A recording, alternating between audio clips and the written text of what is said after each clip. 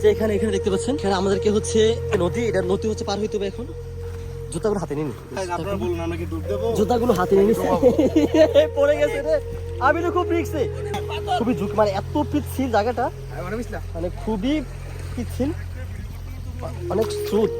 আমি খুব রিস্কে মধ্যে আছি, কারণ এটা একেবারে এই যে দেখতে পাচ্ছেন স্রোত, দেখতে পাচ্ছেন স্রোত, এই যে পানির স্রোত দেখতে পাচ্ছেন, পানির স্রোত। আমরা হচ্ছে নিচে পাথর, বা এত গতি কেন? প্রচুর হয়েছে এখানে, আপনি যা দেখতেছেন এখানে প্রচুর গতি পানির একেবারে। এই দেখতে পাচ্ছেন আমরা হচ্ছে নদী পার হইয়া এখন হচ্ছে উপরে উঠতেছি, পাহাড়ের উপরে দেখতে পাচ্ছেন। এই যে আপনারা ওইখানে যে দেখেছেন যে নদীর স্রোত, এটা অনেক বেশি, নিচে হচ্ছে পাথর ছিল। এই যে ওরা আমাকে পাও খেতে লাগছে, হাই কাটা। অনেকে চাষবাস করে রেখেছে, অনেক কিছু দেখতে পাচ্ছেন এদিকে পাহাড়ে, এই নিজ জমিগুলোতে হচ্ছে ওরা চাষাবাদ করে রেখেছে। এই যে দেখতে পাচ্ছেন কত উঁচু উঁচু পাহাড়, মানে কত সুন্দর লাগে, আপনি জাস্ট দেখুন, মানে নিজ চোখে এগুলো দেখতে পাইতেছি, মানে আল্লাহর কাছে শুকরিয়া আদায় করে হচ্ছে শেষ করা যাবে না। এই যে ঘন জঙ্গল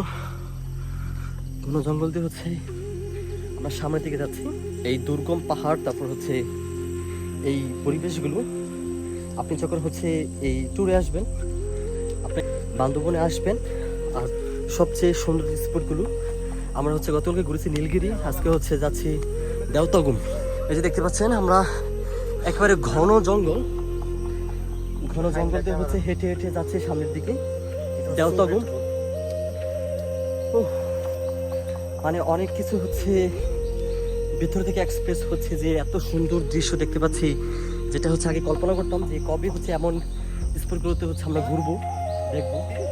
এই যে দেখেন পাহাড় একেবারে জঙ্গল, শুধু জঙ্গল আর জঙ্গল।